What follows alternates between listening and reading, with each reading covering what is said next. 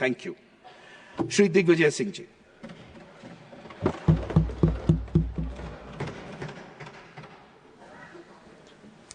माननीय सभापति महोदय, बहुत बहुत धन्यवाद। इलेक्टोरल रिफॉर्म पर माननीय अमित शाह जी ने जो लोकसभा में भाषण दिया, मैं वहीं से शुरू करूंगा और अंत भी वहीं से करूंगा। राहुल जी के जितने भी सुझाव थे, जो उनके बिंदु थे, उसका एक भी उत्तर उन्होंने नहीं दिया।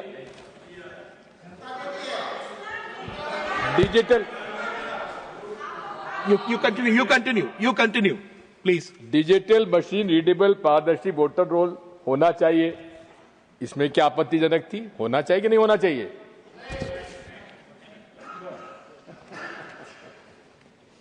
ईवीएम के आर्किटेक्चर की अब ट्रांसपेरेंट ऑडिट होना चाहिए, इसमें क्या आपत्ति है? कोई जवाब नहीं। बीजेपी नेताओं और कार्यकर्ताओं के कई राज्यों में वोट रखने और करने पर कोई जवाब नहीं। माननीय इसी संसद सदस्य, एक भूतपूर्व संसद सदस्य ने दिल्ली में भी वोट डाला और बिहार में वोट डाल दिया एक साल में, उस पर कोई जवाब नहीं। सीजेआई के चयन प्रक्रिया के बारे में कोई जवाब नहीं। इलेक्शन कमीशन के मेंबर्स की इम्यूनिटी के बिंदु पर कोई जवाब नहीं। सीसीटीवी फुटेज न देने के बहाना भी मना लिया, उस पर कोई जवाब नहीं।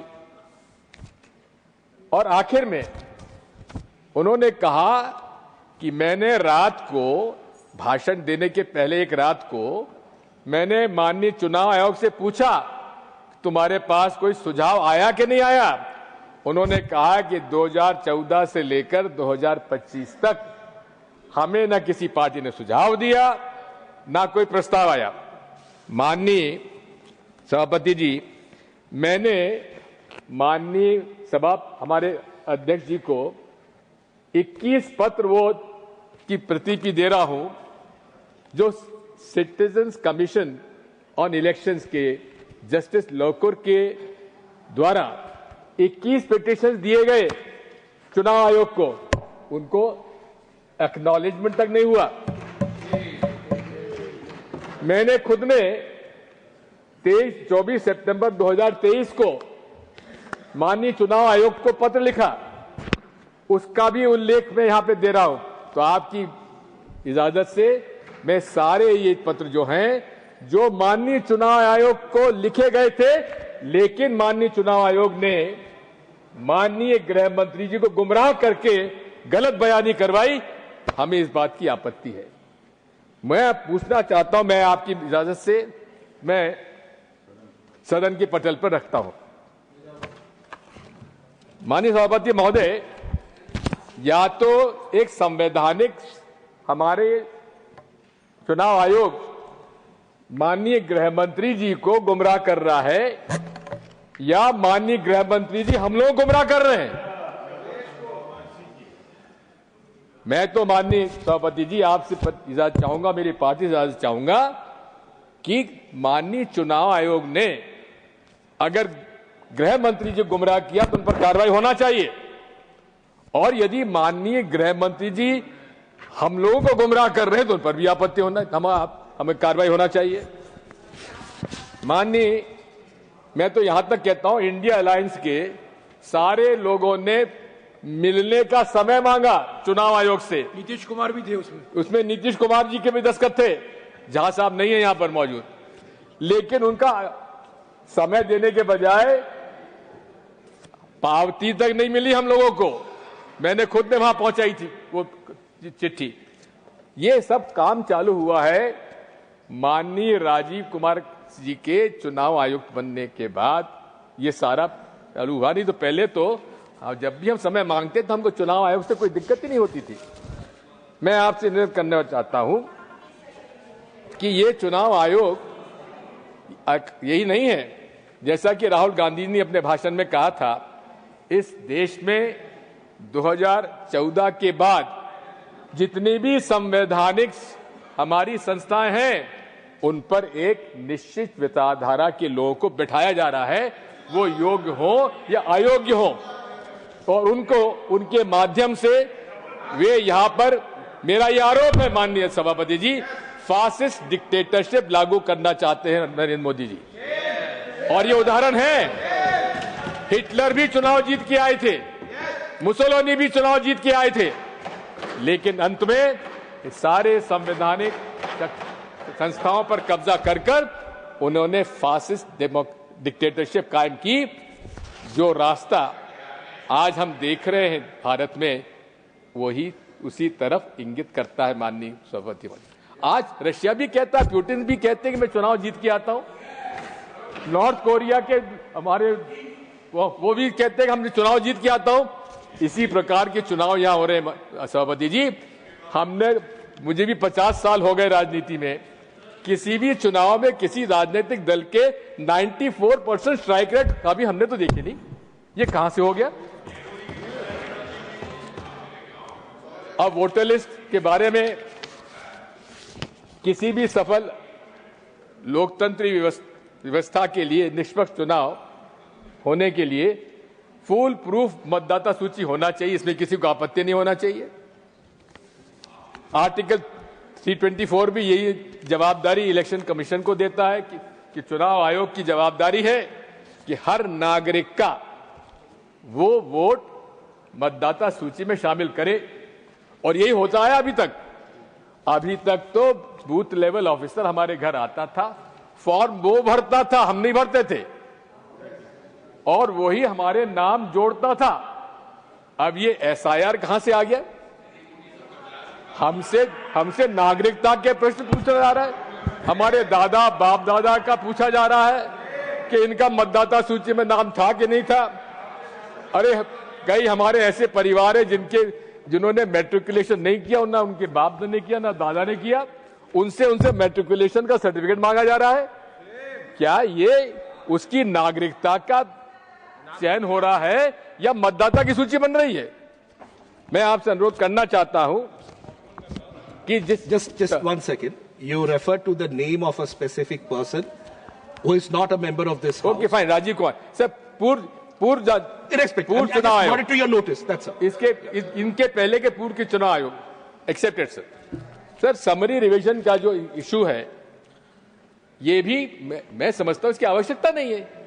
जब हर साल माननीय चुनाव आयोग एक साल में 4 बार समरी रिवीजन करता है, तो फिर एसआईआर की आवश्यकता क्या है? मैं आपसे निवेदन करना चाहता हूं, अब ये एसआईआर का निर्णय भी किसने लिया ये भी मालूम नहीं है। इसके 2 आरटीआई लगे।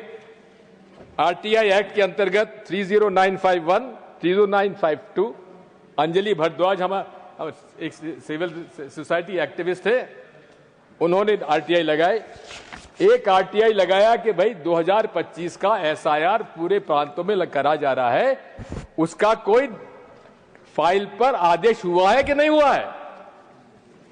लेकिन उसका जवाब क्या आया सीपीओ का, उनका जो अफसर होते हैं इलेक्शन कमीशन के, कि इस प्रकार का कोई हमारे पास फाइल पर आदेश नहीं है एसआईआर 2025 कराने का। फिर उनका दूसरा था, आपने बिहार में एसआईआर कराने का निर्णय जब लिया तो क्या उसमें आपने कोई इसमें आदेश किया है? फाइल पर कोई आदेश नहीं हुआ। मैं निवेदन करना चाहता हूं कि अब वोट चोरी की बात है, वोट चोरी की बात सामने है, चारों तरफ हमको देख ही रहे। कर्नाटक, हरियाणा, महाराष्ट्र में अनेक प्रमाण राहुल गांधी जी ने दिए। अब ये भी एक चिंता का विषय है कि एक व्यक्ति के 3-3, 4-4 जगह 25-25, 50-50 जगह नाम जुड़े हुए हैं। बड़ी आसानी से डुप्लीकेशन सॉफ्टवेयर के उपयोग से आप 1 मिनट में सारे नाम पता लगा ले। लेकिन जब ये बात सामने आई तो माननीय चुनाव आयोग को संज्ञान में लेने के बजाय उन्होंने डुप्लीकेशन सॉफ्टवेयर का उपयोग करना ही बंद कर दिया। आखिर ये पक्षपात नहीं तो और क्या है? माननीय सभापति महोदय, मैं सुझाव देना चाहता हूं एक, अभी तो क्या है कि जिस दिन चुनाव की घोषणा हुई उसके बाद वोटर लिस्ट उम्मीदवार को दी जाती है, लेकिन प्रिसाइडिंग ऑफिसर को जिस दिन वोटिंग होता है उस दिन अलग लिस्ट दी जाती है, जिसको वोटर लिस्ट के अलग मिलती है, जबकि उसके बीच में उस पीरियड में डिलीशन और एडिशन का अधिकार क्यों आपने दिया हुआ है? जिस दिन आपका ये कोड ऑफ कंडक्ट लगता है उसी दिन उसको फ्रीज कर देना चाहिए, मेरा सुझाव है। Model of code of conduct काहे के लिए करते हैं आप? Model of code of conduct का हर पहलू पर आप पक्षपात कर रहे हैं। अब आप बताइए, नरेंद्र मोदी जी, उनका नाम तो मैं ले सकता हूं ना, प्रधानमंत्री जी कर्नाटक में वोट का कहते हैं, कर्नाटक के मतदाता भाइयों और बहनों बजरंगबली का नाम लो और भाजपा को बटन दबा दो। ये model of code of conduct में पूरी सब आता है कि नहीं आता है, आप बताइए। दूसरा, हर भाषण में मुसलमान, शमशान, कब्रिस्तान, हिंदुस्तान, पाकिस्तान, क्या मॉडल कोड कंडक्ट में नहीं आता? क्या सेक्शन 123, 125 रिप्रेजेंटेटिव पीपल एक्ट का उल्लंघन नहीं है? पुलवामा के शहीदों से, युवकों से वोट मांग रहे हैं राजस्थान में और उनको नोटिस तक नहीं दिया गया। ये क्या पक्षपात नहीं है? अब पक्षपात दल बदल हुआ महाराष्ट्र में। सामान्य तौर पर जब भी पार्टी का विभाजन होता है तो उस पार्टी के सिंबल को फ्रीज कर दिया जाता है, लेकिन वहां पर शिवसेना का चुनाव चिन्ह शिंदे जी को दे दिया और एनसीपी का चुनाव चिन्ह अजीत पवार साहब को दे दिया। क्या ये पक्षपात नहीं है? आखिर ये अशोक लवासा ने एक डिसेंट नोट लगाया, उनके खिलाफ छापे पड़ गए, उनको इस्तीफा देना पड़ा। इसी प्रकार से जैसा पूर्व वक्ताओं ने कहा है, मेरा आपसे अनुरोध है कि ये डायरेक्ट कैश बेनिफिट ट्रांसफर की योजना के बारे में थोड़ा विचार करना चाहिए। दौरान चुनाव के तेलंगाना, तमिलनाडु में तो चुनाव आयोग ने रोक दिए, लेकिन बिहार में उन्होंने तो यहां तक भी इस बार इतने लोगों को 10 लाख, 10 लाख इतने लोगों को इस तरह से बांटा है हर वोटिंग के दिन तक। इसमें पूरा इस तरह से एंटी डिफेक्शन लॉ, अरे हमारे विधायकों को तोड़ तोड़कर उन्होंने सरकारें बना ली, एंटी डिफेक्शन लॉ लागू नहीं हुआ।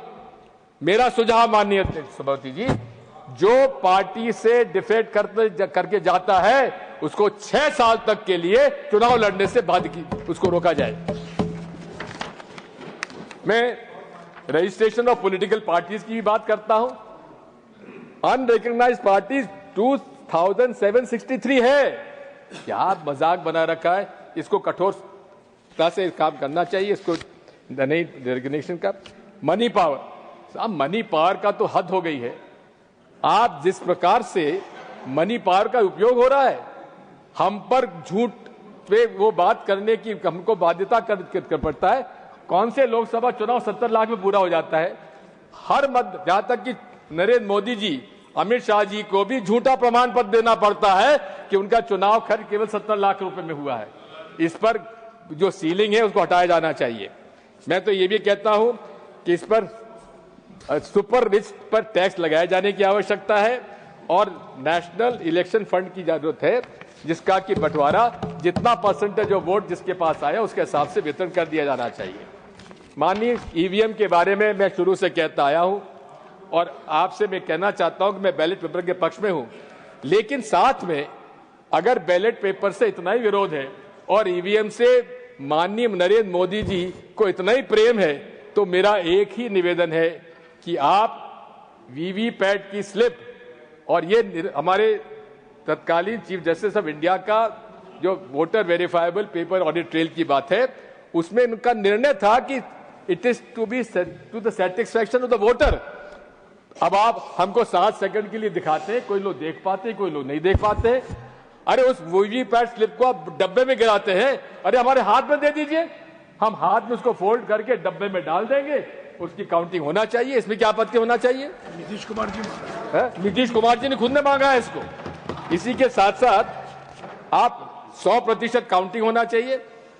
गलत बात कहते हैं कि इसमें बहुत समय लगेगा, बिल्कुल समय नहीं लगेगा। मैंने तो माननीय सभापति जी स्टॉप वॉच से देखा है कि एक जो आखिरी 5 वोट जो बूथ पर काउंटिंग होता है, स्ट्रांग रूम से निकल के काउंटिंग टेबल और काउंटिंग टेबल स्ट्रांग जाने में 47 मिनट लगते हैं।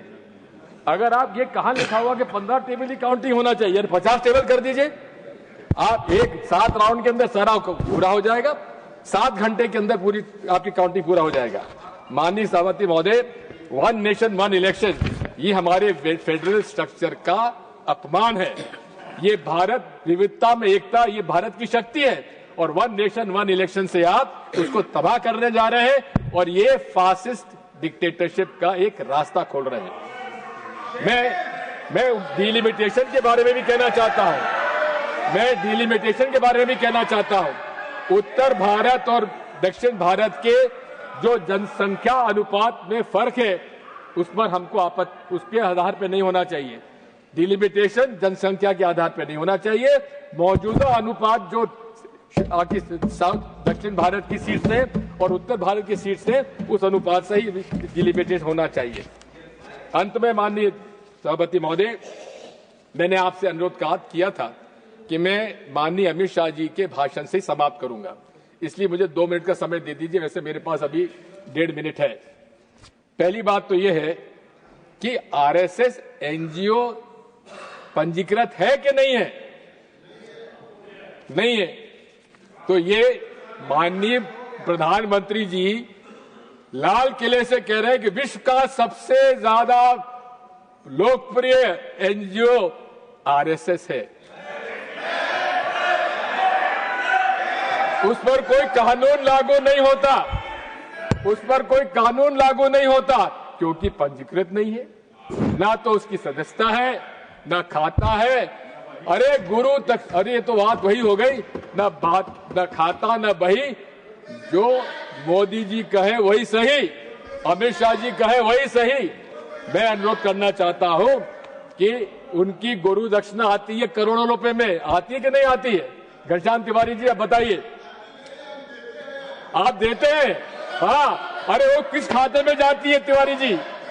अरे गुरु दक्षिणा जाती किस खाते में, कभी पूछा आपने? उस खाते में तो बता दीजिए। अंत में माननीय अध्यक्ष सभापति जी, उन्होंने कहा था कि हाँ, गर्व से हम कहते हैं नरेंद्र मोदी जी संघ के प्रचारक रहे हैं और उन्होंने खुद के लिए कहा कि वे भी 10 साल की उम्र से शाखाओं में जाते थे। मेरे भी मित्र लोग हैं सभापति जी, आरएसएस में कई लोग हैं। मैंने पता लगाया, मैंने जानकारी ली कि अमित शाह जी कभी आरएसएस में रहे कि नहीं रहे। सबने कहा कभी आरएसएस में रहे ही नहीं है। Thank you. इसलिए नादा आपसे निवेदन करना चाहता हूँ। थैंक यू सर, मैं आपसे अनुरोध करना चाहता हूँ। The other side is saying please authenticate it. Authenticate. I will authenticate. Right. He's Sir, saying I am will authenticating. Let's I am conclude. authenticating. I will authenticate.